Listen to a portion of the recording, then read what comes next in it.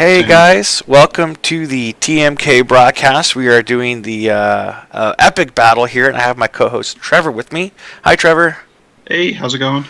It's going well. We haven't talked to each other in a long time via stream. It's been a while. So, what epic battle are we doing? We're doing passing engagement. Sweet. What is that? Oh, there's a coin toss for initiative. I believe Potshot here got initiative. That's the guy on the left. No, I think we got initiative. Oh, yeah. Oh, and then he gave it to you. He gave you player one, right? Mm-hmm. Okay. Yeah. And Trevor is on the left playing the passing engagement, and I will be in command of the Corvette. So, you want to go over the rules of passing engagement? Sure. So as you can see, it's a 3x3, and we have 6 obstacles. So normal setup for a game. But then there's these 4 shuttles. So each player has 2 of them, and they set them up range 0 to 2 of one corner of the play area, and then the other player sets it up on the other side. And then the goal is for those shuttles to reach the other end. And each shuttle has about 8 health, 1 agility. If there's enemy ship inside, like let's say Mitch is firing at a shuttle and I have a ship of mine in his arc while he's shooting the shuttle gets an added evade result. Okay. And then once the shuttle escapes when it's 0 to 1 at the end phase at the edge, that player will score 3 victory points, and each victory point's worth 25 points.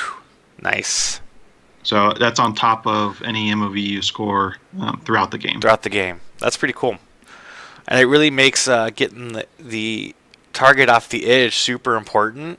And it makes it super important for you to kill your opponent's shuttles because, yeah, they're only worth 25 points if you kill them, but they're worth 3 times that if you let your opponent take them off the board. Mm-hmm. So it's like a fine balance between trying to go after the opponents and protecting yours. Yeah. However, if you don't protect yours and just kill his, then it's straight up battle. You won't have to worry about it. Mm-hmm. Right? As long as you're not letting him score triple points on him. Yeah. Right? So they're busy setting up here. Let me see if I can fast forward this. I don't know. I don't want to go too far. Let's skip ahead here. A little bit further. So what are some questions you had about like this format before you started? It was mainly how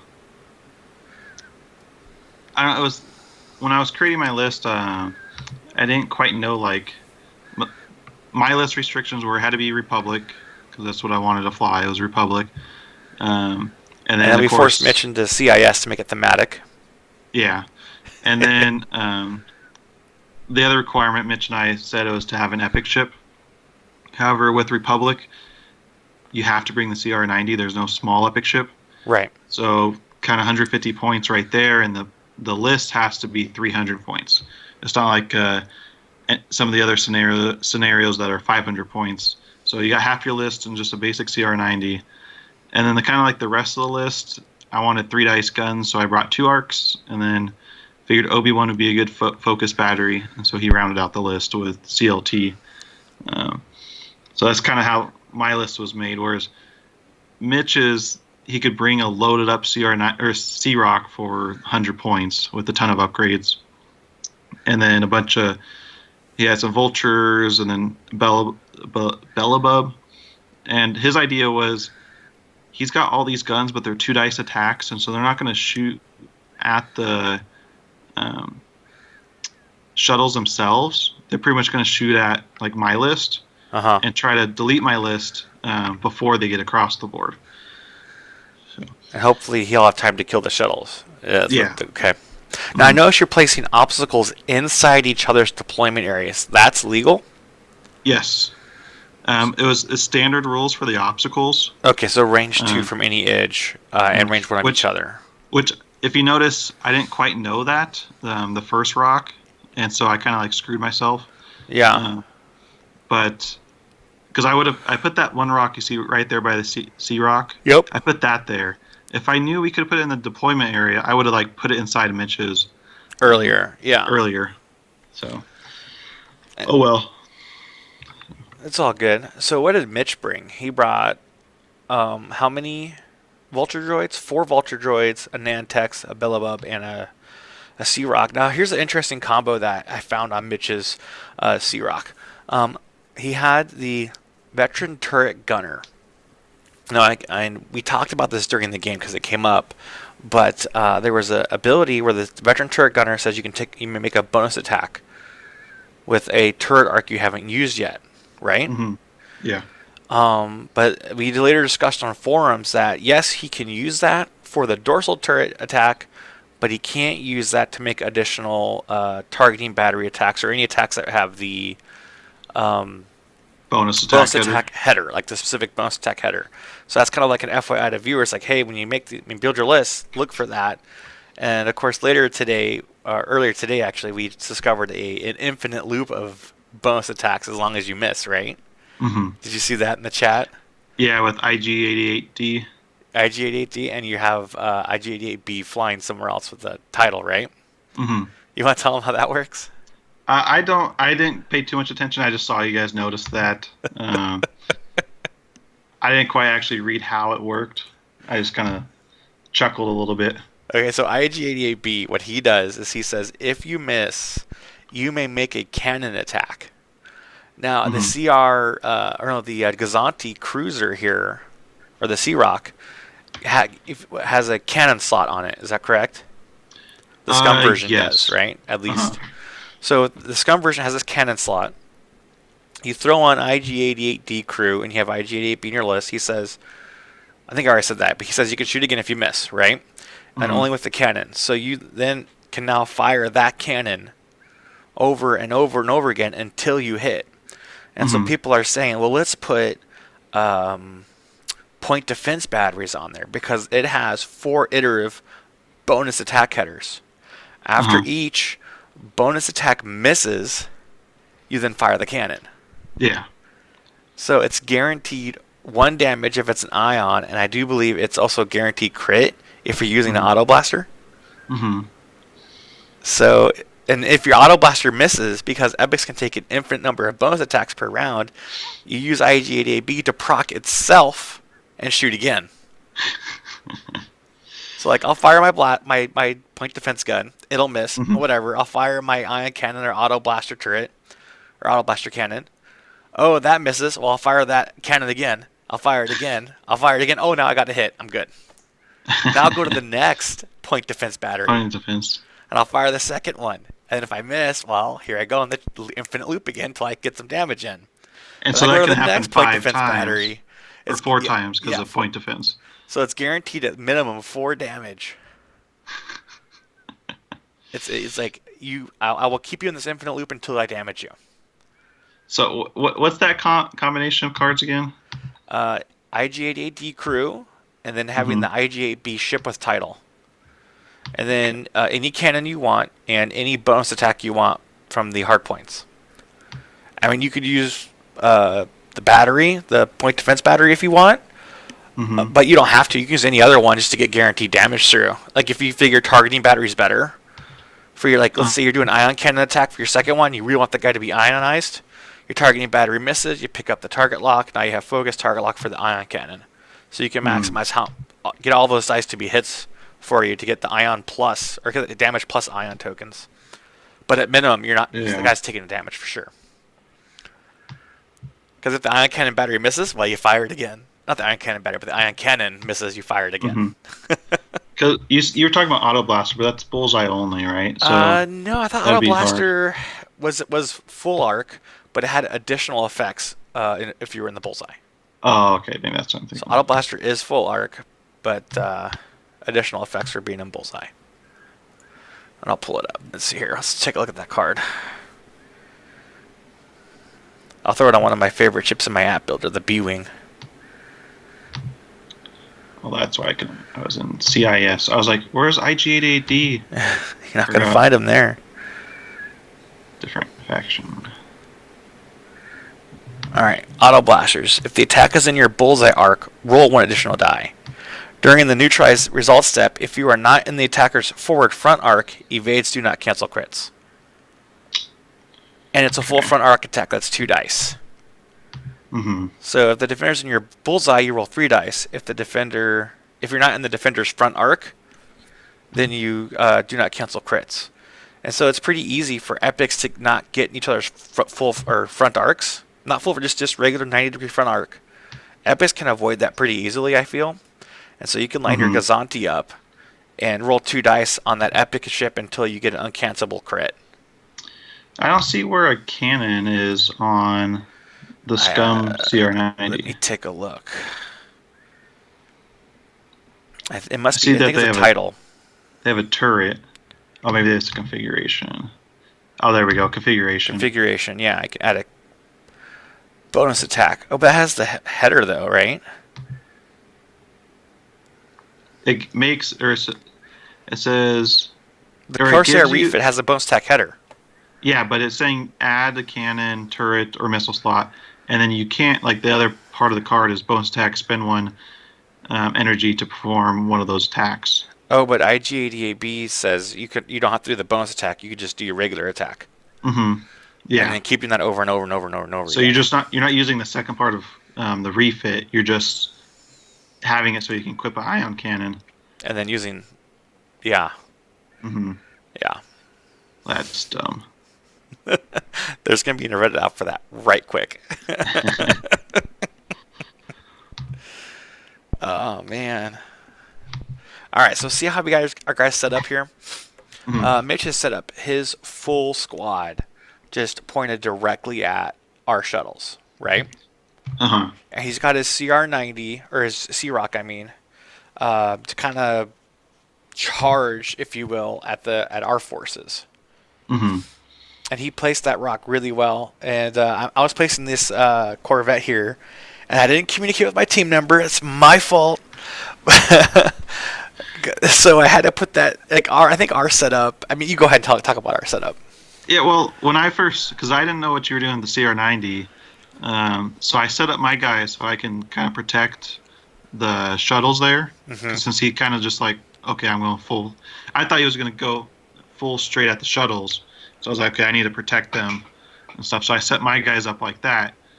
And then after we already placed, then you're like, oh, I got to place the CR90. And I guess you had a different plan for the CR90? Yeah, I was going to try the CR90 straight at his opponents, or his ships, and then turn towards the side of the board, putting the CR90 in between our shuttle's escape route, because I was thinking about our shuttles were going to come down towards our corner of the board and then turn up, and then my CR90 would be an obstacle in the way that they'd have to fly around or through. Yeah. So, trying to use it as kind of like a screen, a blocker. Mm-hmm. Which I think would have worked out pretty well. Except the arcs were in the way. Yeah. And if any of them tried to dare to get close, I was just going to plow through them, right? Mm-hmm. That'd have been funny. Because I could have had my guys just go after the his shuttles. Because I think it would, by the time you'd be like your CR90 be taken down, we've already scored points on his shuttles, and he probably, if he's focusing on the CR90, that means our shuttles have gone pretty far across the board. Yeah. So that was the plan, and we all know best laid plans of mice and men.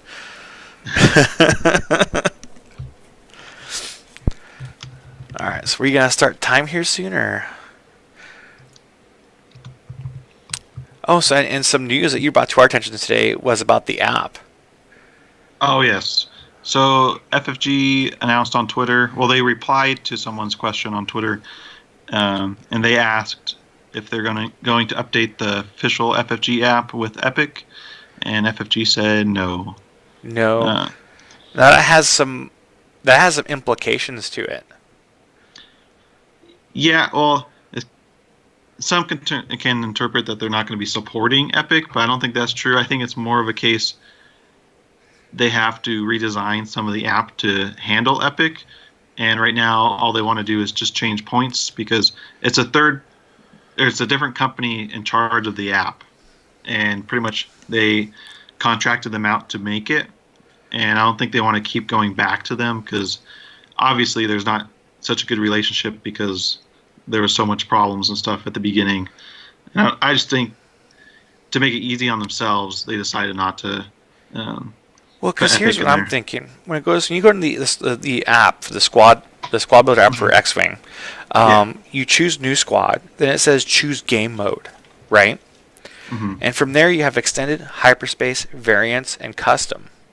If you Yeah. hit variants, it gives you a drop menu, which you can pick No Glory, Plain Favorites V2, Battle of Yavin, Evacuation Dakar, Season of Giving. This, I believe, is where they should add Epic. Yeah. They An should, Epic but button right there, because then they already have a giant filter here, mhm. right? It would The, just then allow. I'm sorry, I keep cutting you off. So you keep thinking I'll stop talking. So go ahead. well, that's where it should be. But the problem is Epic has so much new stuff and command cards, command with crew, um, how wing leaders and all those upgrades interact with each other. Mm-hmm. They don't want to go to the developers of the app and say, "Hey, we need this," because every time they do, they either mess it up or it's just too much of a hassle. So I think they're either going to not necessarily scrap the app, but they may go someplace else and redo the app. I'm thinking with all the backlash they've had. And so if they're in the process of redoing the app, they're not going to bother um, making the app handle Epic. Well, my Because, my thought is it wouldn't be much of a change because you could add all the Epic information to the system, mm-hmm, and then whenever you build a new squad, that's either extended or hyperspace, it filters out all the command cards and all the Epic ships. But when you go into variants and click Epic, it then allows those to come into the. yeah, but they still have to change the app. It'd Um, be very small change. well, no, you have to do it's all the command cards and everything. It's not necessarily it's here's 200 cards. Can you add this stuff and functionality to the app?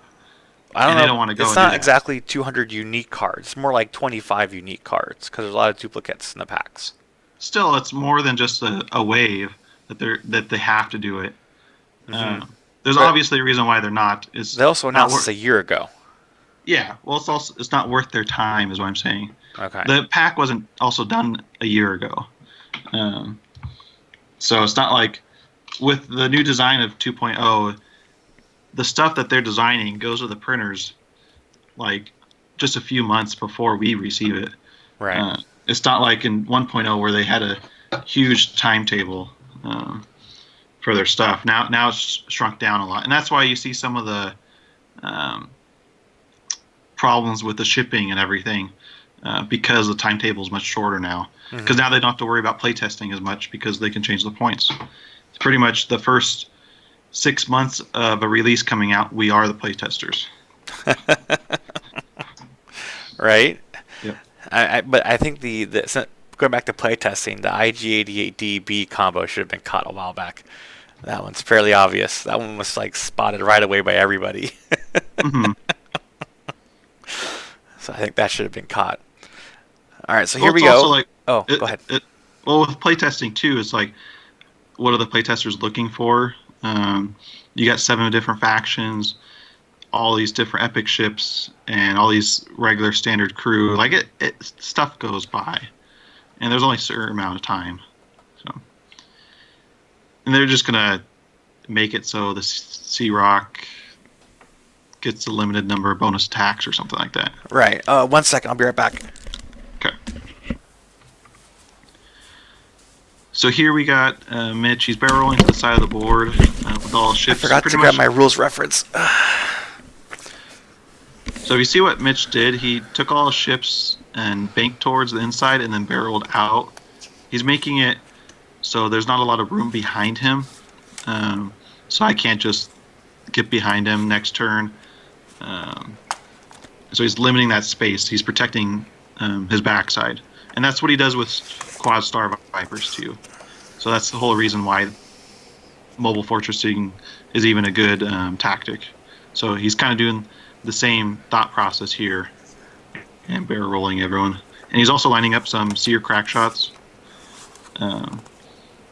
Because, which we didn't know about. We thought he had Grievous because he kept saying Grievous. The cardboard was Grievous, but I guess the card was Seer.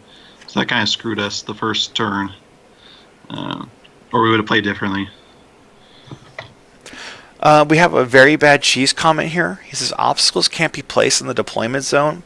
It's stated in the Epic Rules reference on page 3, scenario section 4.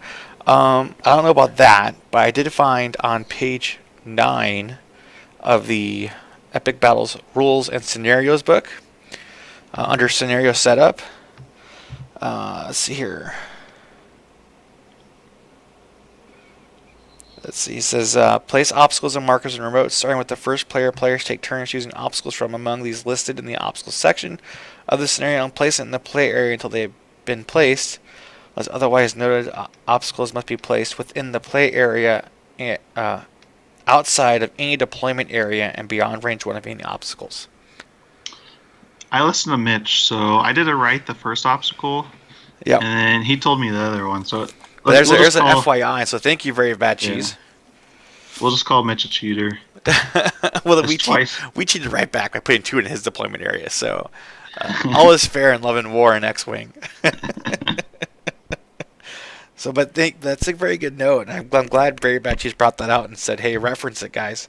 Because, yeah, it's right there. And that's good to know, too, because when we're playing future scenarios, that's why I thought it was interesting you could deploy and place those rocks there when we first up the first time. And I didn't question it. I was just like, all right. Because when we were setting up, I was just kind of zoned out waiting to place my CR90. Well, Mitch was so confident, so I was like, oh, okay. Mitch is a very confident man. That is for sure. All right, so cool. Back to the action. What were we talking about before I had to step away? I was talking about how he had Seer. Yeah. How we got kind of screwed, not knowing that we thought it was Grievous instead of Seer. But shame on us for not looking at his cards first. Well, he's got the cardboard for his Grievous. Yeah, it gets a little confusing, but I mean, yeah. I don't think that's what changed the game for us.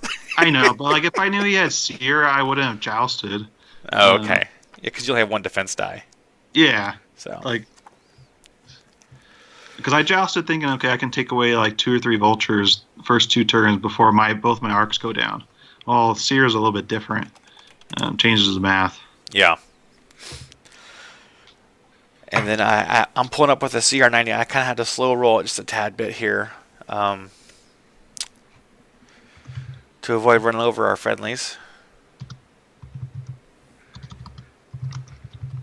And we notice all the shuttles have moved already, and we are definitely like hiding our shuttles underneath our ships. It's kind of funny. Yeah. We're like, can't see it, can't shoot it, right?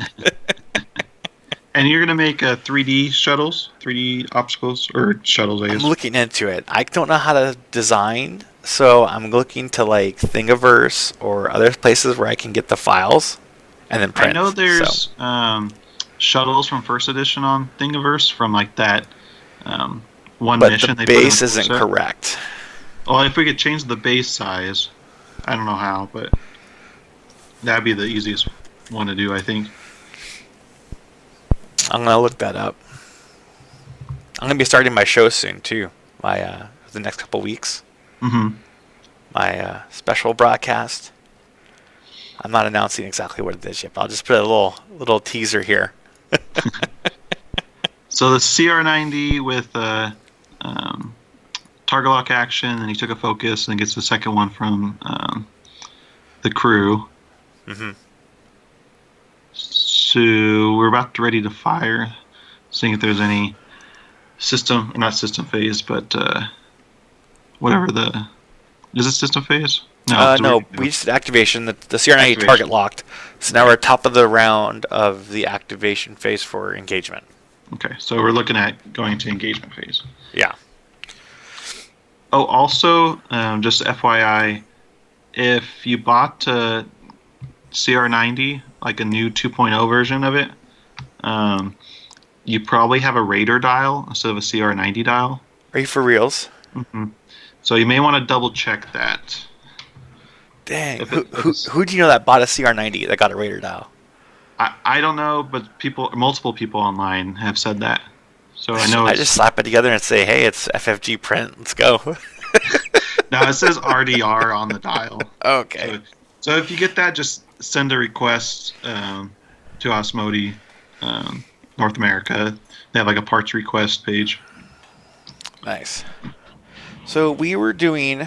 I was playing with you last Tuesday, and I was doing a target lock action, and I wasn't sure if someone was in my bullseye arc or not. And I wasn't doing I was doing target selection, right? Hmm. And I wasn't sure if someone was in a bullseye arc or not. And it says, you know what? I'm just kind of gonna place it here to kind of measure range to a target, but also kind of see. Like I was kind of like fishing a little bit for the bullseye arc to check it, and you cleared that up for me. So can you tell people exactly? So I know if I got it wrong, I'm sure other people are getting it wrong too. Yeah, when you activate, you can measure to all targets with all arcs. So just like how if you have like a bow tie turret and they're on the side, you can measure from the left side and the right side. And just like how you have a front arc with a bullseye, you can measure from the bullseye and see if you had the bullseye. And that's actually when you're supposed to measure that. Abilities that trigger off a bullseye, you should already know if it's in bullseye or not for measuring earlier. Uh, it's actually can be a gotcha sometimes. It's like, oh, you didn't. We don't know if it's bullseye. You didn't measure it earlier. And no one's gonna do that. But yeah, you're supposed to measure bullseye when you're measuring for all your arcs because you're supposed to. It even says measure from all arcs in the rules. Now it says measure from all arcs. Does that mean you can measure something that's out of arc or out of your attack arc? Because like let's say I don't have an attack that is a bullseye attack arc. Hmm. And if I'm measuring from all arcs, could I measure then from literally all arcs, even if I only have a front attack?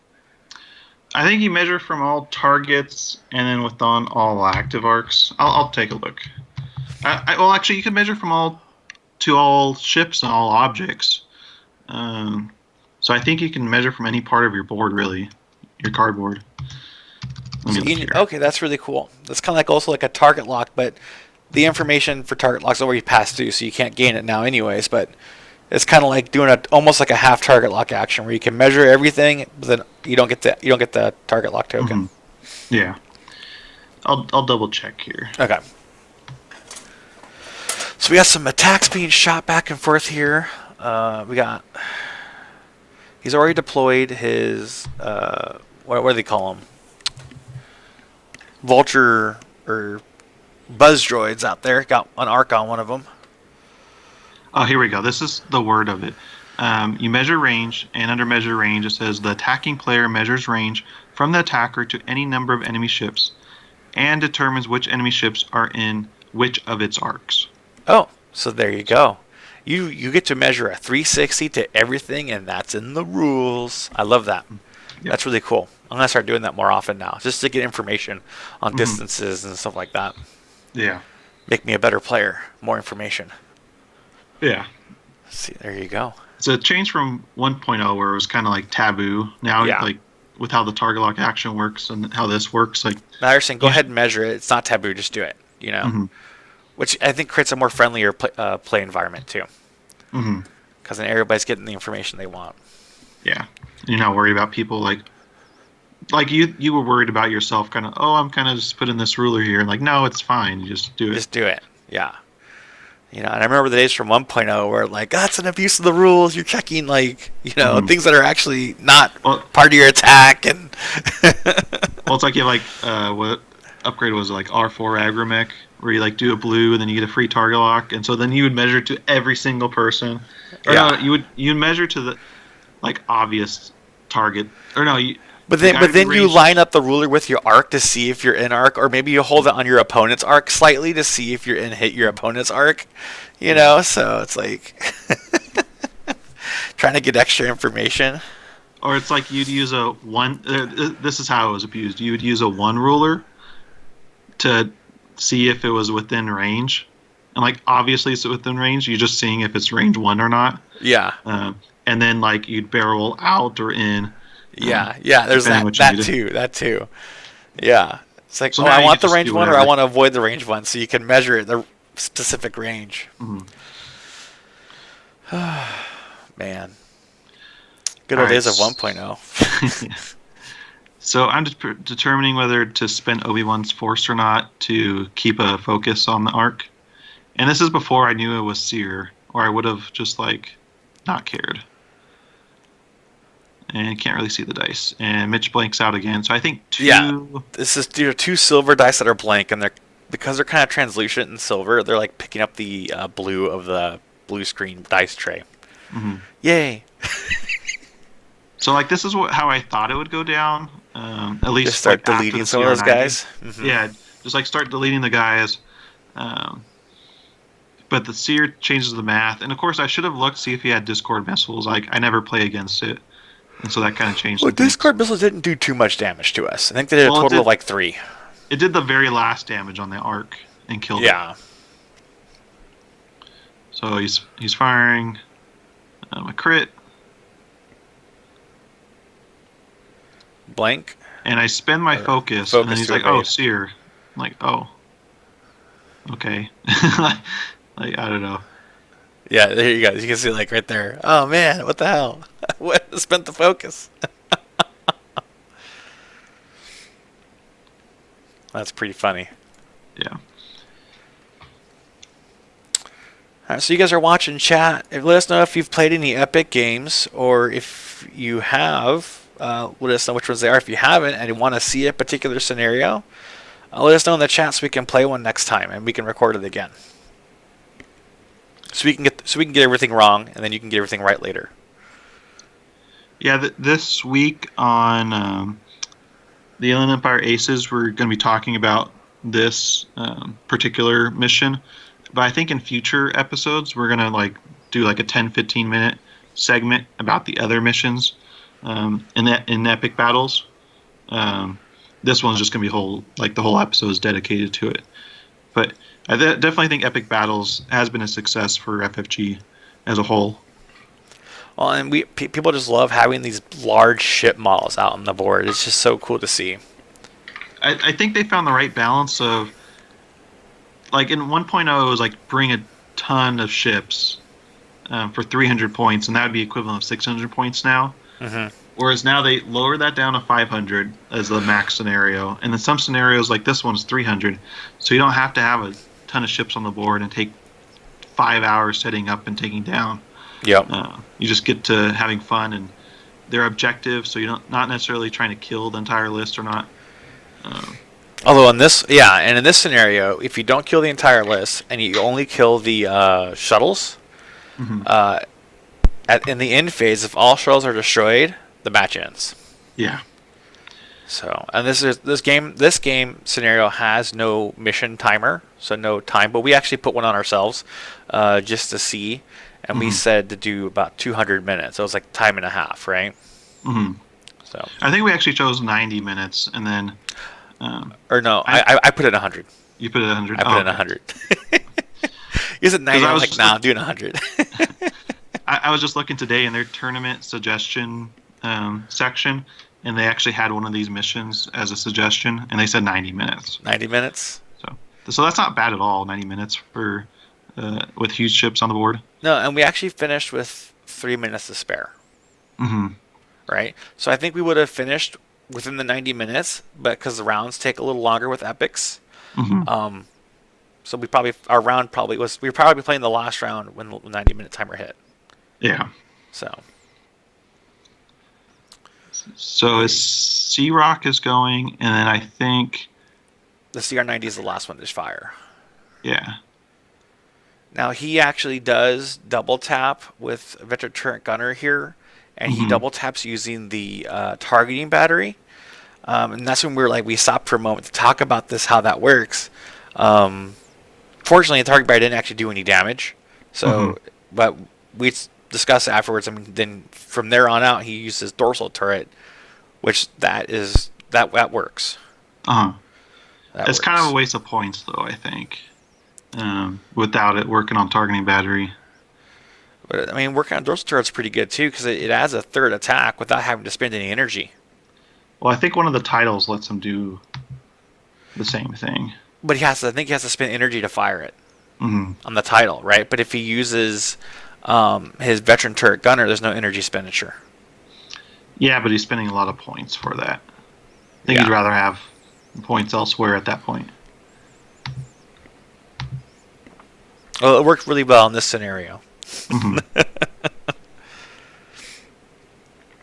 Because you could do primary, then you would insert, after you do your primary, you would then insert both of your veteran turret gunner and your targeting battery into the ability queue Hmm. in any order you want. So you could, since they're both in the ability queue at that point, you could fire your targeting battery first, and then lastly your dorsal turret, Hmm. right? Because they both can occur at the same time. Do they though? I don't know. Well, okay, maybe not. Well, bonus attacks happen in the final stages of making an attack, right? Well, no, they you can do um, bonus Court. attacks first and then primary. Yeah, but if you look at the attack queue, iterative attacks proc before, like at the very before the attack ends, but after you complete the attack according to the spreadsheet. So you could, because you can do bonus attacks after your primary, then you would insert both in the ability queue at that spot in any order you want. Because I think if you try to insert VTG, if you don't insert veteran turret gunner into the ability queue after your primary misses, and then firing targeting battery that then hits, you Mm, would have a missed opportunity to insert veteran turret gunner. okay. But if you say, hey, I'm going to proc both at the same time, now they're both in the ability queue after an attack is missed. Hmm.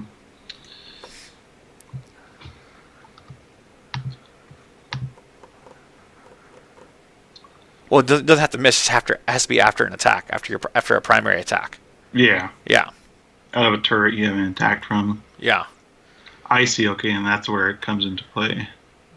Oh, then he's got two. Okay. I don't know. And he's got two turret arcs. Yeah. Now this really confused me when I first put on the board because I didn't read the rules yet, and I Hmm. thought this would have been much more fun to play this way. But apparently, those turret arcs, even though the ones in the front, ones in the back, they still use the center arc information for like the Hmm. epic. Yeah. Even though the epic templates have arcs printed on them in the front and the back, those are just more or less, I guess, guides for future things possibly. Hmm. Um, but I thought it would have been cool if they fired out of those arcs. Yeah. You But know, I like how they have it, so it's it's easy. simple. Everything Hmm. fires either front, back, left, or right. There's no Hmm. other weird arcs anywhere. Yeah. I was overcomplicating it. Like I do most things. Dang it. Alright, so what's happening now? Oh, yeah, this is where we're talking about that stupid rule. Okay. Yeah, Mitch posted on the forums too, asking in the rules thing, and they discovered it didn't work right away. Um, Yeah, so, so for once in a blue moon, I actually had a rule right. This doesn't and happen very often. as I'm sitting there, like I have no clue. Like I didn't care too much. I'm like, just do whatever you want. I'm going to skip ahead a minute or so here, just because we don't need it. We already hashed this. And I think we're. Oh, yep, we're still talking about it. Boop. Okay, here we go. Now we're trying to decide if who the Corvette's going to shoot at. I think we were debating whether to, Fire at the Sea Rock, or the cause yeah. yeah, fire at the Sea Rock because it was like low on shields, or just try to take a shot off the board. And delete a Vulture droid, right? Because Hmm. we actually discovered when I measured arcs, I just clipped him in my side arc, so I technically had two shots Hmm. on the Sea Rock. But I think I'm firing range 3 at the Vulture because we decided to delete a ship was a better idea. Hmm. Oh no, maybe we didn't decide this. I picked up the dice like I was going to roll them. Psych out.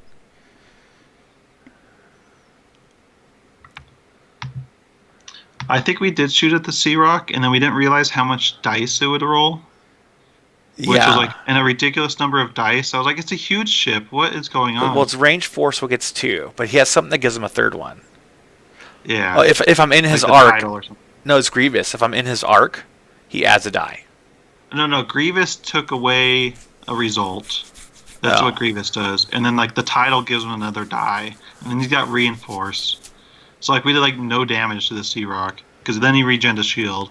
Yeah. It's like the ridiculous. Oh, yeah, this is where he blocks out. It's It's like well, he rolls Sunterfell the natties, ship. but yeah. Yeah, he rolls natties on that. He actually rolled one too many on that one. He rolled 3 natties. He's only supposed to roll 2. Oh, that's right. Yeah, he was only supposed to roll 2. Alright, so I target lock here, because I fire targeting battery first, and I focus for 3 and a crit. And he rolls 1 too many, so we're going to go ahead and re-roll those. Okay, so this is where he cancels evade, reinforce, and then cancel or something like that. So, with one of his guys. And we're like, hey, wait a minute. So he's going to go ahead and add that card back on, then we're going to re-roll for the first attack that was, because he rolled too many dice. Or no, that was a different time of the game, I think, that we noticed that. No, it's here. This year? It was after the net. Maybe it was a different part of the game. We should have won this game.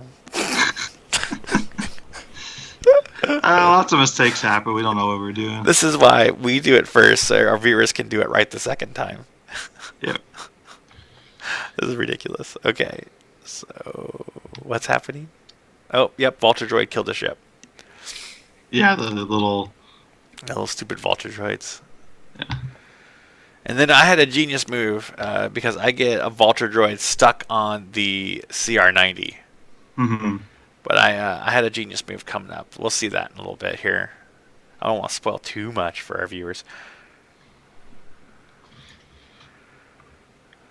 So what was your strategy at this point in the game? You have Obi-Wan off in the middle. You have an arc hiding under the CR90. And my CR90 plan was to continue up towards the middle, toward like ramming speed towards his Sea Rock.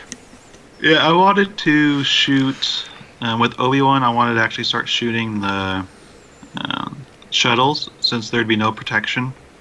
And I should have done a 1 hard knowing that they're going to move so close to Obi-Wan. Yeah. So I ended up doing a 2 hard. See, I actually thought you were going to do a 1 hard here, so you surprised even me. I think at one point I was dialing in a 1 hard, and I was like, oh no, I could do a 2 hard. It'll get me close, and maybe I don't have to spend a force. But I forgot that things move so fast. Yeah. And then the arc, it was kind of a bad position to go after the shuttles because the CR90's coming around and the Sea Rock. So I just do like a 1 forward to try to just get some guns on some of his guys and delete. I think if I could delete the Nantex or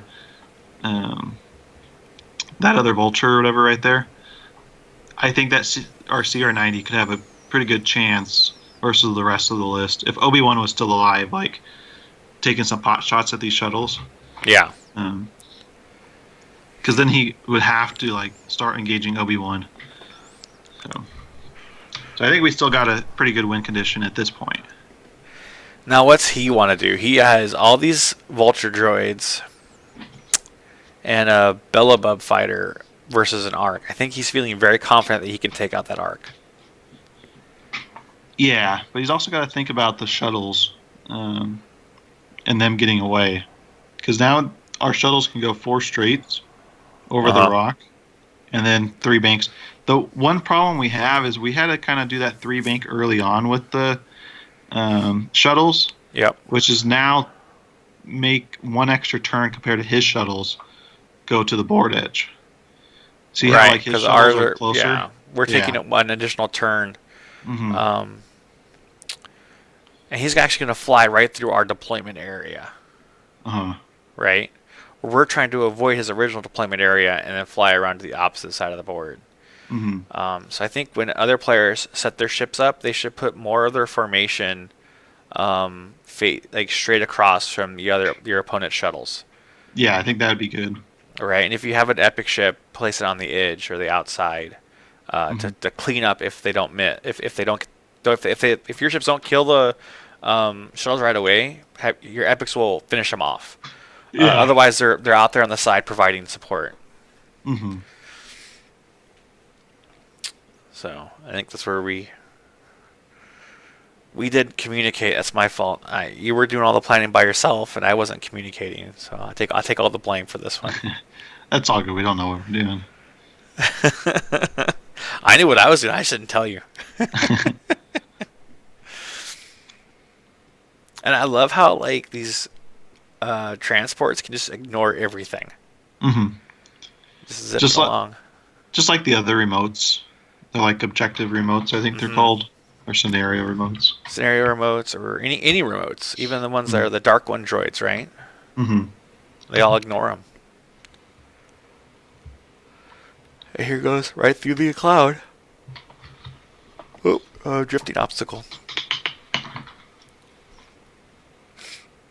Because now Mitch knows that there's no way that your arc can come down towards these, Mm-hmm. right? So they're pretty safe. Yeah.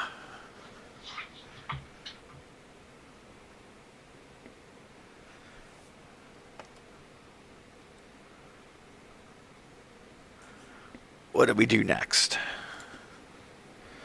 There's about.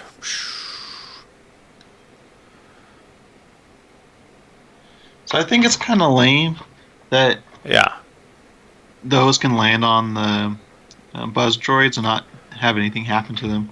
Yeah, well, I mean, the buzz droids are technically like AI, like Mm-hmm. any other droid, so they know not to damage their own friendly ships, I right? guess. Yeah. So I mean, it makes sense thematically. There's no droid on droid hate crimes or anything, so. Well, like I could see like if you land over the top of it, the droids die. Like if Oh, you, they because suffer like a you're like damage. really suffer damage, like you run into it, and like they're in space floating around, and all of a sudden you fly right by them. Yeah, Uh, I think it would make sense for like that for you have to them, roll a the buzz crit, droids to and take on a damage. Yeah. crit, they die. Mm-hmm. And that I'd make that for any ship, really. Mm-hmm. Because if anybody's flying through space, and if they don't cling on just right, they're gonna miss, Yeah. right? So if you fly onto it, you should roll a crit, and if you on a crit, both ships suffer one damage, Mm-hmm. right? The buzz droids and the one that's flying through. Otherwise, proceed normally. FFG, why don't you talk to us first? You All should the literally call up CIS, TMK. all the CIS cards like have so much text. It's ridiculous. They're like It's that droid three programming. paragraphs. Everybody knows software is just bloated, right? It's bloatware, and it's translated into a game card. Oh, that's funny.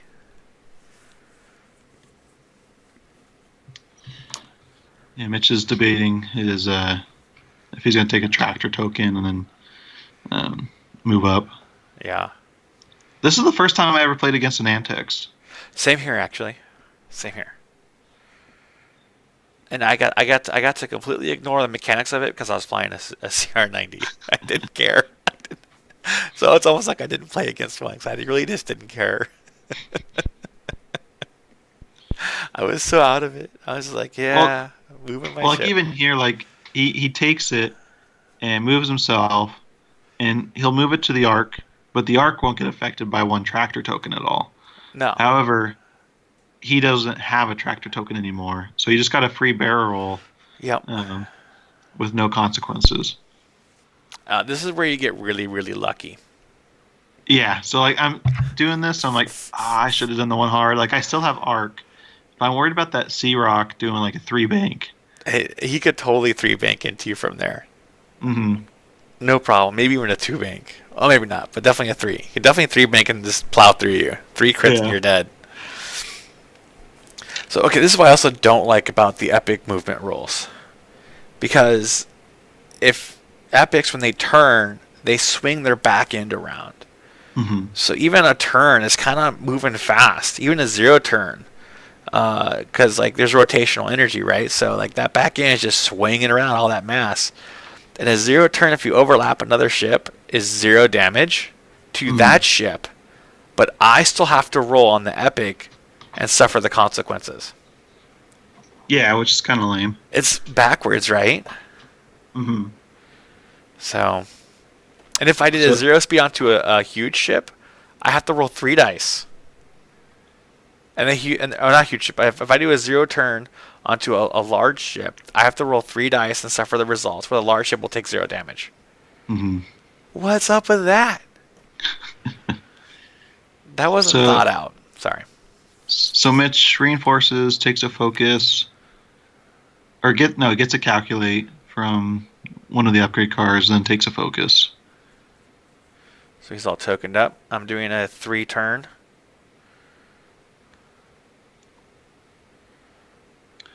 Yeah, so Obi-Wan's range one of that Sea Rock, Yeah. and he's got to make sure his dice stays at least average, and he'll make it through. Because he's got no other shots on him, pretty much, except for maybe that God, am I that Belobub. bald? Sorry. I just saw a radar dish hopping on the screen here. I was wondering what the heck that was. It was a radar dome. Sorry. So Obi-Wan's got to hope he survives, right? Hmm. If he survives, then he's like pretty clear for the rest of the game. Because he could K-turn. I don't think that Sea Rock will have arc on him unless the Sea Rock keeps turning towards He him. could even sloop, Hmm. right? Yeah. A 5K turn, which for sure clear him, but puts him a little farther away. I like the 3 sloop towards Mitch's edge of the board. Hmm. So like this picture here is like how we want Epic to be: 2 huge ships fighting with some little Support. ships around it Hmm. and support, but not like 1.0 Epic was just so like bloated with like a million ships on the board. It takes 20 minutes for one turn. And we didn't bring any wings this time. Although Mitch could have equipped a wing. Yeah, he could have fit one. Because he had 4 vulture droids, and so one of those could be me. So this is where he discords me and puts vulture droids on the front of my CR90. I was like, what? How am I ever going to get rid of these stupid things, right? Hmm. Lame. Luckily, they go after your shields first. Thank goodness. I thought it was like I always thought it was Delta Face Up card. Hmm. So. But I thought when I was done for, I'm like, oh no, this is it. The world's going to end. So Obi-Wan's gonna take the shot on the shuttle. So I'm like so close that I have to spin Obi-Wan's force. I see you got a full head of hair there. Yeah, I'm Yeah. young. All right. How old are you? I am 25. Yeah, see, I'm not that much older than you. Obviously, you are. Look at your head. I'm 33. That's still 8 years. Yeah, shut up. That didn't all happen in 8 years, man. That took longer than that. No, my family doesn't get bald or hair grows white. Here we go. I'm rotating my arc, and since the CR90 has an actual turret that rotates on the top of it, I figured I'd, Is point my that a guns. mod or is that actually how it is? That's actually how it is because when they assemble it, that piece is installed at the end, and there's like these 2 little hooks, and so they slip it in like sideways, and then rotate it 180 to point it forward or backwards, or point it forward. But then once you rotate it 180, it's kind of like locked, it's tight. But if you rotate it, I'm sorry, 90 degrees. But if you rotate 90 degrees, if you just keep rotating, it gets loose again, and then it comes out. It's like a left and a right peg slot on it that slips in, and then it can spin to position. Same with the radar dish. Mm-hmm. So you can I'm gonna target lock, and you point the radar at somebody. I showed you that picture of the Raider, how you can mod it, where all you have to do is you put the little peg insert from like the bottom of ships, and you take 2 of them and you put them on the side, kind of hidden, and then you could dock whatever small ships the Imperial Navy has onto the side of the Raider, and it looks so awesome. Like especially like the Reaper or the Strikers. So I want to do that with mine. It's a good idea. You should do that with the CR90, so you can do that with A-wings. Well, what I'm gonna do with the CR90, I'm actually gonna. You can see there's like that area directly in front of the engines. Mm-hmm. That's kind of like that tube that goes across the ship. Yeah. I believe that's where they dock the A-wings in the Rebel series. Mm-hmm. I'm gonna put two little magnets in there. I'm gonna start magnetizing my stuff, Hmm. That'd right? be So I'm gonna cool. put there, but also the four cannons. I already have the 3D models printed. I'm gonna replace the cannons with magnetized cannons that I can Hmm. change out different weapon types. That'd be cool. So So it looks like one of Mitch's ships died, um, and then let's see here. Mitch is deciding on who to shoot. But yeah, so it looks like the Ark versus two of Mitch's ships left. He's got just the Belobub and the Nantex left. no, Bellabub's dead. Oh, the Belobub's dead? Yeah, it's just there's a Vulture droid and Antex. Ah, Oh no, the Bellabub's there still. It's hiding. There's three yeah. ships there. I thought he had started with three ships. I saw him remove a ship. Just Maybe he now, had four and we just didn't see it. he had four Vulture droids. Okay. Oh, this is We've what gotten rid you're. of three of them now. So you're talking to Mitch how overlapping huge ships work. Yeah, I was confused on like how the who takes damage from each position of being overlapped. So the only ships that take damage from a huge ship bumping is another huge ship that you bumped or the final position. Because if you slow down your speed until you fit. So even if your max speed overlapped a couple different ships, Hmm. if it didn't end up overlapping in the final position, it didn't matter. Yeah. So here Mitch is firing with the Sea Rock at Obi-Wan. And Obi-Wan took a shield. So not looking good. Because he's got like a million more shots to go. And he's still got his focus for another three. So Obi-Wan needs some good dice. And gets only one, takes two, live by one, but Mitch still has another shot left. With no mods. And gets. Oh no, he had a calculate left. Yep. And I get nothing. Bye, Obi-Wan. It was nice knowing you. Oh, it looks like I had a focus left. Oh, maybe I spent that last. Yeah. So okay. Or no, it was two hits, so it didn't matter. That's what. Yeah. You only have one health left. Hmm. Oh, see, his Bellabub is right underneath my CR90. Okay. I almost overlapped it. Ugh, so close. So now he's firing at my CR90. I think. That or the arc.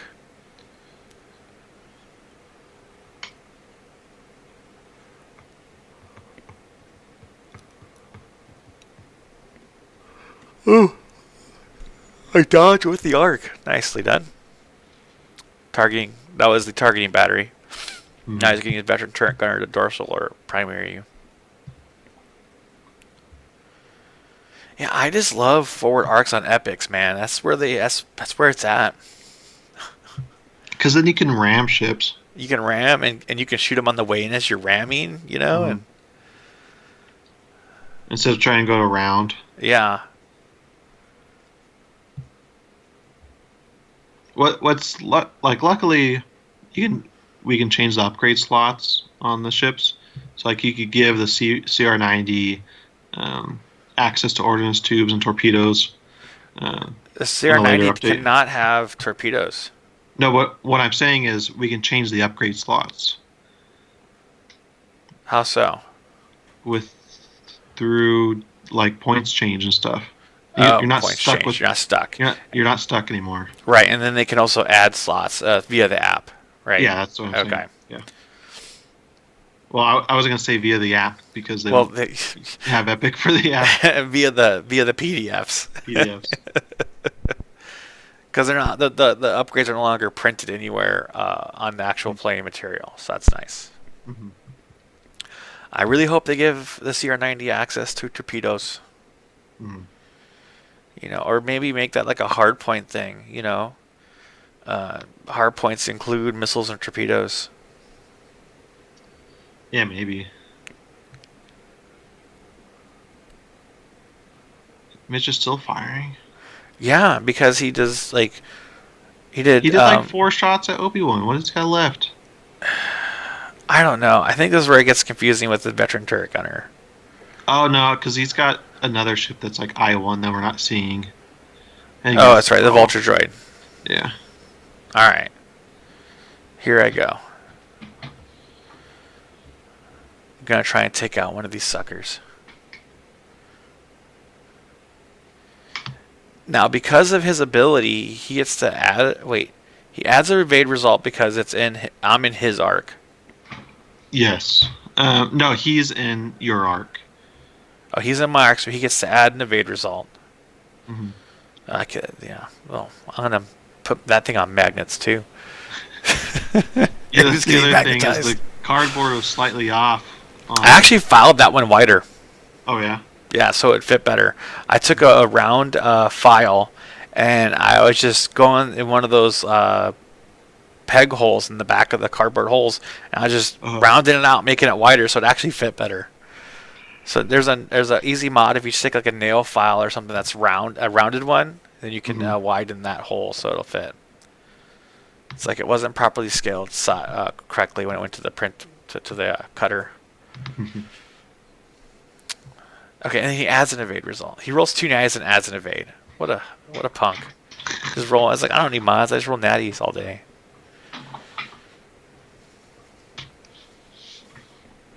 So that was my targeting battery. Picks up a lock. I'm going to fire the 4 dice primary.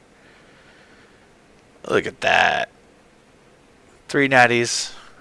Reroll target lock here for a blank. He blanks out. Adds a focus result. I don't know. See, we got to add a focus result. That's weird. Is that how that scenario worked? You had to add an evade result. Oh, he added an evade? Okay. It was just on the focus symbol by accident. Oh, man. And, okay, so they say that Mitch just point out that the arc angle is wider on the sides. But I think as a whole, your arc is bigger in the front because when it reaches the edge, it's set so much further back on the ship.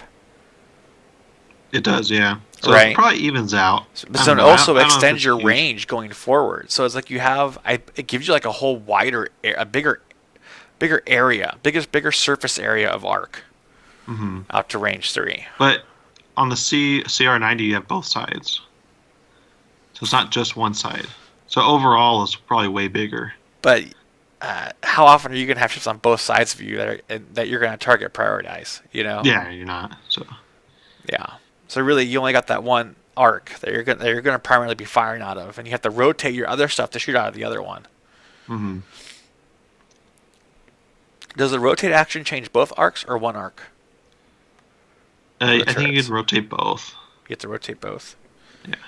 I got my huge ship rulebook. I'm gonna dive in here if you want to talk about the game. Look at the actions. Sure. So Obi-Wan's dead, and all we got left on our side is a CR90 and an ARC 170. He still's got 3 small ships. You can't really see one on the board still. It's kind of hidden. And then a Sea-Rock. So it's not looking good, especially because his shuttles are in better position to make it across the board faster.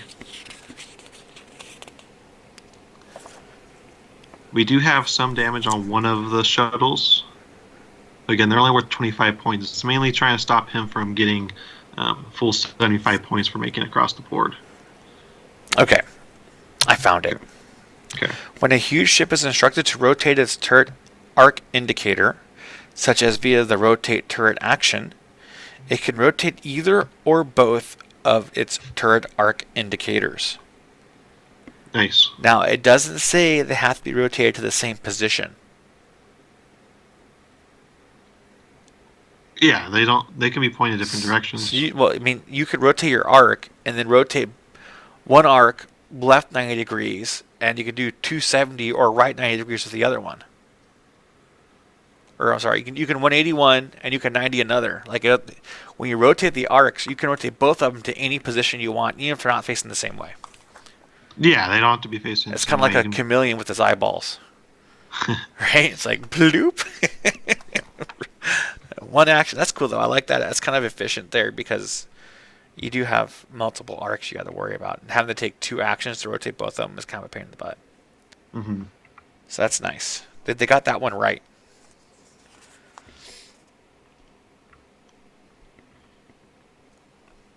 Yeah, I'm looking at the other missions. They all look pretty fun. Um, the one I'm concerned about, let's see here. What's it called? Cover the evacuation. Ooh, that one sounds fun for maybe a tournament I'm going to host earlier. Is that like a 3x3 or a 6x3? That one's a 6x3, Ooh, maybe not. and Then. you start out to range 2 in the deployment zone. Um, however, there's a the whole idea is you have 3 transports and you're trying to get across the board. Um, however, you can take the Luminous, the GR-75 from Rebels, Yep. and with it going out to range 2 in deployment zone, you can then take Luminous and do it another range 2 from a friendly ship. So you're now range 4 with the Epic ship. Out no, With your you'd small be ships. you'd be range 4 from your back end. Yeah. So now you're like range 6, and so that makes it so You're over halfway across the board. yeah, so you're literally within range 1 or just outside of range 1 from their deployment zone. That's So insane. yeah, so Luminous you can literally park it right in front of a wing, and then now that wing is screwed. Uh, I don't like that mission. I would play that mission differently. I think. I'll have to Like take a closer look at Luminous later. mhm. Because I don't think you can move that ship out. I think it's when it's deployed, you have to deploy it within range 2 of other friendly ships, but also in your deployment area, and No, you then you don't can have to. take You those. do. Oh, No, Luminous can go outside of the deployment area. That's maybe the whole maybe I point think of of the crew Luminous. card or the team card. Yeah, I'll read Luminous here. Setup: you are placed in reserve. At the end Okay. of setup, you are placed in the play area at range 0 to 2 of a friendly ship. So you just have to be touching range 2 of a friendly ship, Oh, I and see. I see. that So friendly your ship back is end already is out. range 4, and you're within range 1 of the because the epic ships are almost like They're like 2.5. 2.5 ranges. Yeah. Mhm. Oh, that's crazy. Okay. No, I was thinking of the team card that allows you to take like all your small fighters that are like in one area and move them to another, as long as they're at like range 0 to 3 of your epic or something like that. Yeah, I don't like Luminous at all. Because it like upgrades like that or like pilot ability, like for instance, like Han Solo and G1 or GA-97, things that like alter your deployment in scenarios tend to break them, especially when you have like shuttles and stuff. Right, right. But then when you play scenarios like in a tournament format, because in the tournament format they should suggest choosing 3 scenarios. Uh huh. If you bring that kind of a ship, and you hopefully your TO's wise enough to pick scenarios that maybe you'll only have a benefit in one match, but the other two it won't help you at all. Hmm. You know, then you might end up So hindering yourself because you spent all those points on it. yeah, so like you should have like a dogfight scenario, um, like the 1v1 head to head, and then you have like 2 other scenarios. Um, I think that would be a good, well-rounded epic tournament because then you can't just game a couple scenarios. Now, while the 6x3s are a lot of fun, I think TOs are going to avoid them for the Hmm. simple fact that you have to have a number of players divisible by 4 Hmm. to run all matches evenly. Otherwise, you could end up with a match that's 2-1, or you could have or a match that's just a one-on-one, or even a guy left over with one guy on bye. It leaves Hmm. more opportunity for weird things to happen. What is the size of the map matter? Because when it's a 6x3, it's usually a 2v2. Oh, I see. If it's two Right? v If you're two. running a tournament, you have you're running normal 3x3 matches, like 2 of them are 3x3s, and then one's a 6x3. that scenario is going to be a 2v2 game, and then Hmm. pairings get weird. Well, yeah, you just avoid the scenarios that are 2v2. Not necessarily like, because I'm looking at some 6x3s that they're 2 to 6 players. You don't have to do it with Well, if you're running a tournament, you teams. don't want to do a 6x3 unless you're putting 4 players on it, because all of a sudden you have to double your mat count Yeah, and double uh, your competitive play space. that would be where the problem would be. It Is the play doubles up, space. like, because Hmm. if you have, like, let's say I want to do a thematic tournament for Hoth, right? Hmm. I'm gonna want to run the escape mission, right? That's just is very Hmm. thematic. Cover the evacuation, right? Hmm. That one's gonna have to make that 4 players. I think what I'll do though is if it's like if I have 3 players left on the last table, I'll give that the last player a bye. Hmm. Right? Then it's just a 1v1, 300 point each, cover the evacuation. Yeah. Right? So here, really quick, back to the game. Yeah. Looks like you rammed into a sea rock. Oh yeah, this is how I ditched the frickin' or buzz droids. So I had them Hmm. last round, and they're on the front because then Mitch knows I have to overlap them again. He puts them on the front again. I was like, nah, I'm gonna go full ramming speed here, and they're dealing damage, and that forced him so he can't place those Vulture droids or buzzers in the front. They have to go to the Hmm. back, and I get to leave them behind now and cruise on. Yes, that's how you handle buzz droids in Epic. If they're on your ship, you ram something.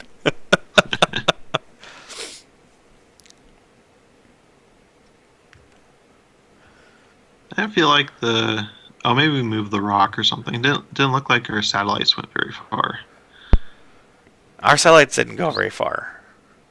because we were Our on the rock. shuttles. I think the shuttles. Yeah, I think the rock got moved. That's what happened.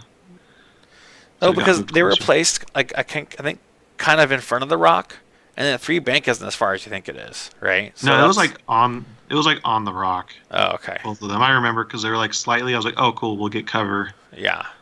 So I think the rock got moved. Is what happened.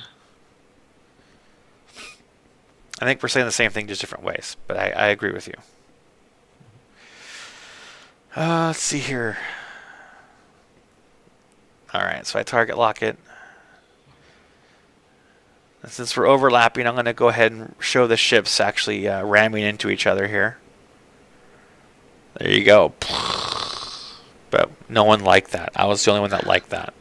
Y'all made me Well, take because it we could all off. see what would happen of it falling, So there you go. and like, Evasive yeah, and maneuvers. even then, like Mitch and I were like, I want it on the board, dang it.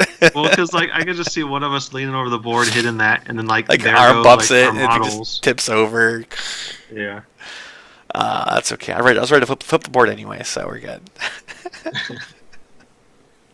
Everything sucks. Yeah, I think at this point, unless we can get like, Because look how close the ships are to our edge. So they're almost out of here. and I think we did like we both didn't realize how many points he get making it across the board. I think we were both thinking, oh, 25 points. Yeah. No, it's 25 times 3 for each one. That was That's a ouch. huge swing.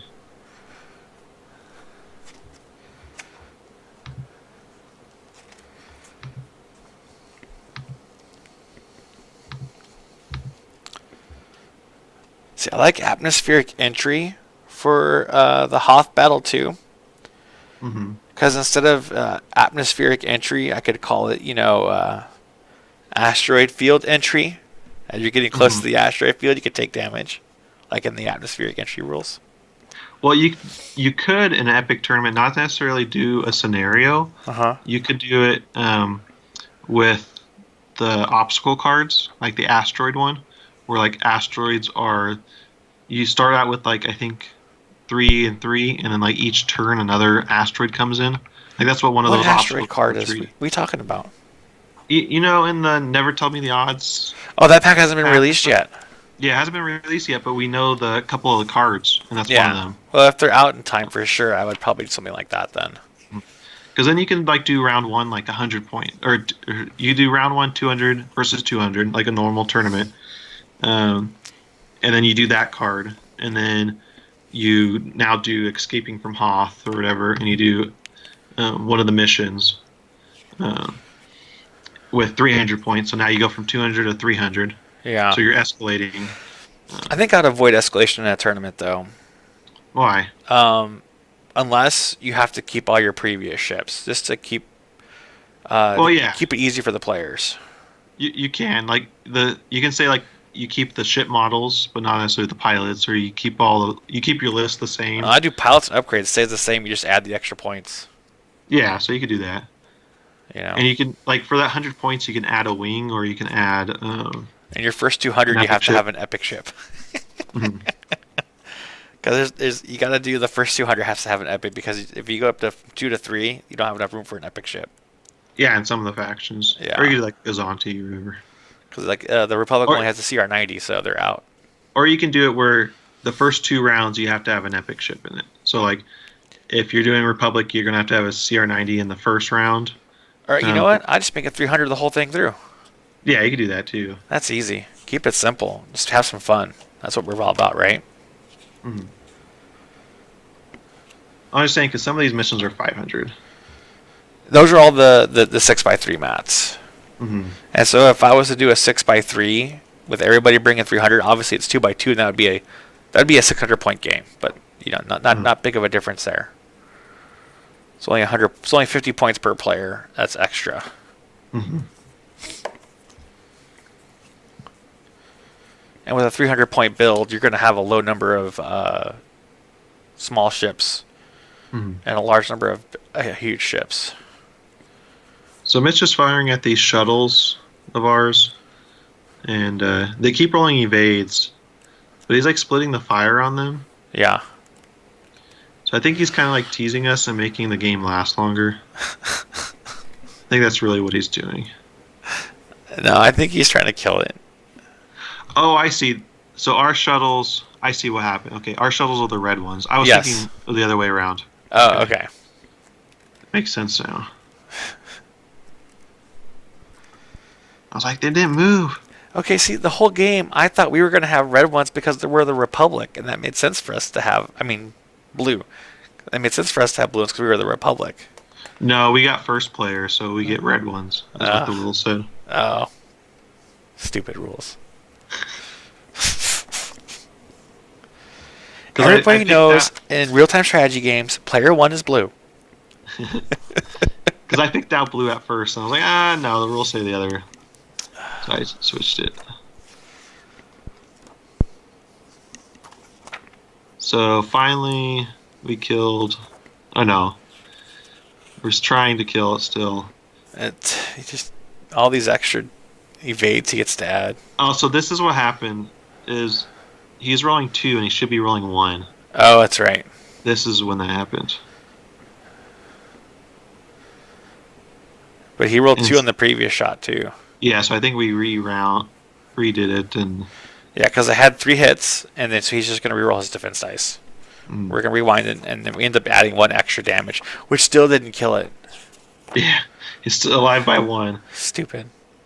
It reminds me of those freaking Star Vipers every single time. Live by 1. Well, you know who's flying them. Yeah. Still alive by 1. It's the same guy that flies those things. Gosh, I went to a tournament. Yeah, you were there at Rivco. Yeah. And second round, I faced Quad Star Vipers. Not Mitch. Oh, didn't you cheat, though, the whole tournament? Oh, yeah, I realized I cheated. Hey, you didn't have it saying hyperspace anywhere. On the event for Nope. the Facebook event? On the Facebook event, it doesn't say it. He didn't say It doesn't say it anywhere. Well, that was not my responsibility. It doesn't say it anywhere on the Facebook event. I look on rivcotour.com. Didn't say it anywhere on there. Yeah, I need to revamp that website. Yeah, so I didn't cheat.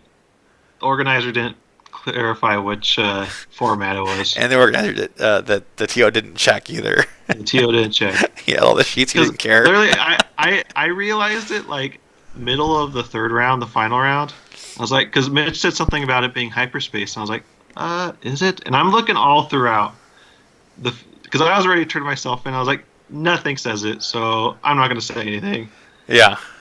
So, because I checked everywhere, I was like, oh crap, If how you would would have I turned not know yourself this? in, we probably have been like, eh. Yeah, I know. I had Jin Urso, so it was 2 points of extended in my list, like whatever. Yeah, yeah. And it's not that it's like that broken or anything, so. Yeah, and like hyperspace and extend is like the same format. Yeah. I mean, if you go to Worlds, right? If you go to the Worlds, I mean, the runner-up list was Hyperspace Legal, wasn't it? Runner up, yes.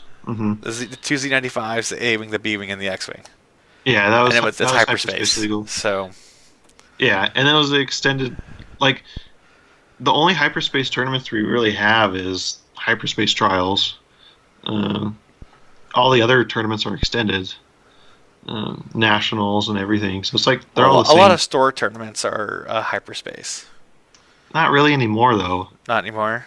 Yeah, like they were hyperspace for preparation of hyperspace trials, kind of just so people get practice. But like they're the same format. Yeah. Uh, all the ships that are good in hyperspace are good in extended. The only benefit I saw to hyperspace, and this was early on in the new release of second edition, was Hmm. the fact that it didn't discriminate against new players and was more new player friendly. But now that we Yeah, have a and that lot of lasted. stuff out, Yeah, it doesn't matter as much anymore. it lasted a month. Yeah. That format, they like Hyperspace? yeah, or hyperspace being such a limited format and only for like new players, it lasted for literally March, and then in April they put in Star Vipers that you can't get. They Yeah. put in A wings that you can't get till December. They put in all these ships that But are like you they can't were even get also anyways. checking the balance with ships that have been released as well for that. I believe, and I like to think that. And so the first year of X-Wing 2.0 being released, Hyperspace has done a lot of good for new players. I I don't know. Like right now, it's like it's for the last ever since like the first month was fine of it. And I think everyone like enjoyed it, but there was like the very few vocal um, minority that were like complaining, "Oh, I can't use my collection" and stuff like that. And then so FFG backtracked and said, "Okay, here you can have this and this and this and this." And now like 60-70% of the ships in hyperspace, um, or yeah, 60-70% of the ships in hyperspace, like So would you they're have preferred to see a more limited hyperspace throughout? yeah, I want to see more limited. I want the format to actually be different, and then Okay, rotate ships in and out.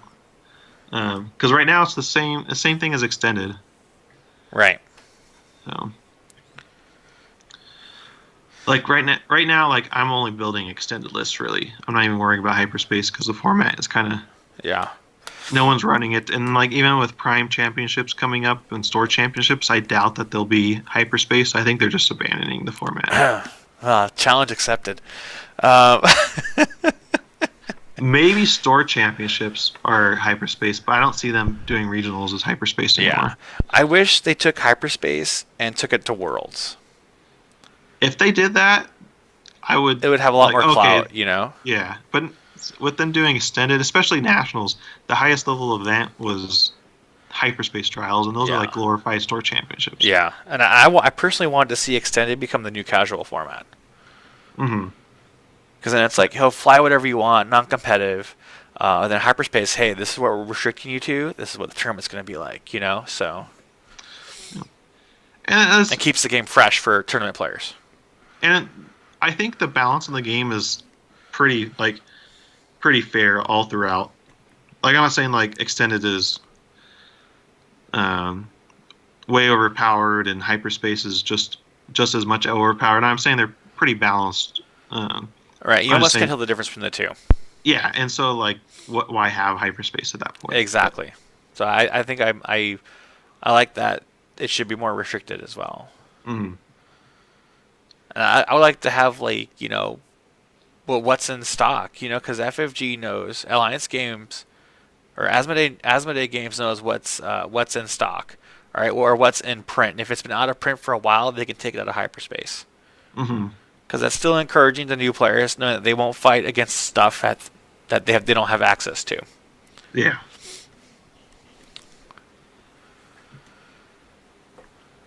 And I think it's actually becoming, since we have so much product out too, the need for hyperspace is becoming less and less Or is it becoming because greater and greater to actually have a hyperspace that actually means something different?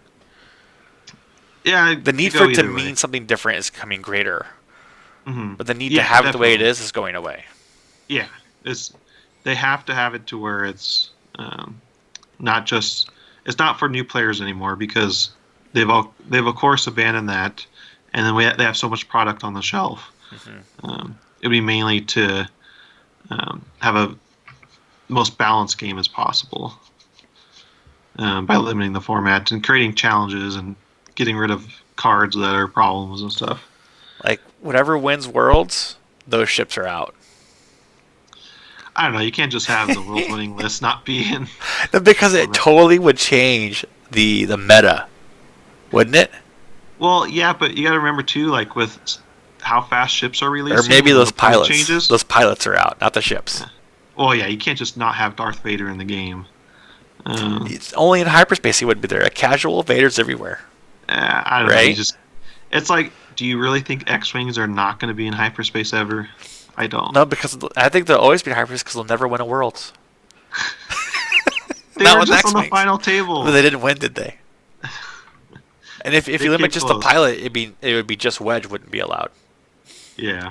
right? In hyperspace, you just take out Wedge, Jake, Blount, and Braylon. That would hurt me though. I love Braylon, but I'll do it. I'll fly without Braylon. So here it looks like the Sea Rock's going after our shuttles and is going to kill them. CR-90 is taking on the three other ships that are still alive. It's actually going to ignore them because he has two shuttles that are about to escape this round. Oh, that's right, because we didn't kill the. Stupid shuttle just keeps living. So I think at the end of this round, I think we call it good. Yeah, this is Because a round because he's going to kill both of our. Or no, he kills both of our shuttles the next round, and we kill one of his, and so and his one escapes for 100. No, for 75 points straight up. And then the round ends without me killing everything else, so he just has a crud ton of points over us. So it was a fun game, though. I enjoyed flying around my huge ship again. I do wish, though, I could delete it's fun ships to. if I flatten them, though. That's not fun. But if I don't flatten like your the. ship, you should die. See, a lot of people like been giving credit to FFG with running over ships and placing them behind them and stuff. I think it's like too. I don't know. Something feels off about it. Like who places the ship behind it, and then who turns it around. It just seems kind of odd.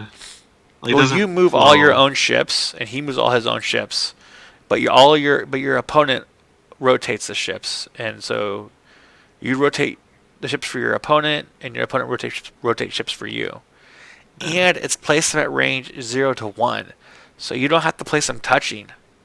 So Mm-hmm. Mitch positioned his ship in such a way where it wasn't touching, and no Mm-hmm. matter how we rotated it, it got a shot on our CR-90.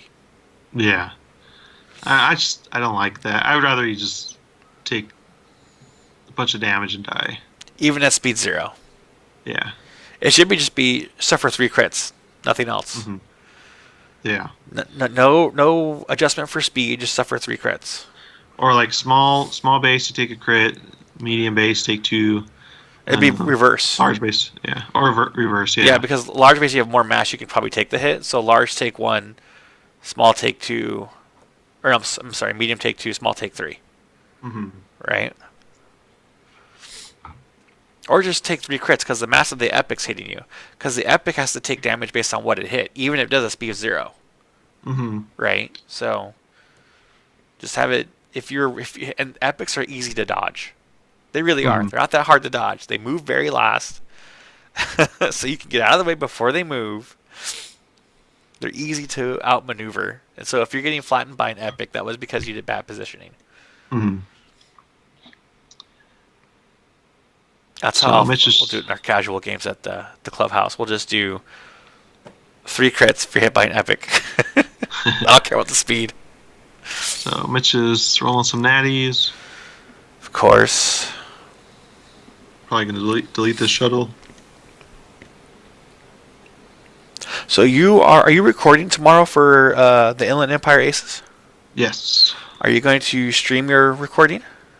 Maybe we'll see. Maybe. So Uh, maybe check tomorrow for a live stream if you're watching for a Tie Aces podcast. But if they don't stream live, they'll be putting out their show when? um, if we stream live tomorrow, I'll probably have it over the weekend done. So looking at Um, Monday, Tuesday posted on our apps. Yep. There you go. If you're listening, you can pick up the Tie Aces for sure on Tuesday, but check back on the channel tomorrow to see if we're broadcasting, or just watch for your announcements and your emails.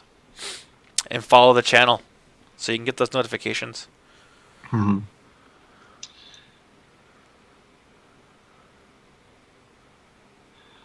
So you get 3 hits, and looks like that shuttle's gonna die for sure. Yep. Only rolls one. Can't add any. It rolls two because of range 3. One Yeah, but and one it for can't range. because the sea rock's in your arc, Oh. and so it can get out, and it does. Oh, this is my targeting battery though. This is my targeting battery. I hmm still have my primary. What sucks is like we're wasting so many shots on this. Yeah.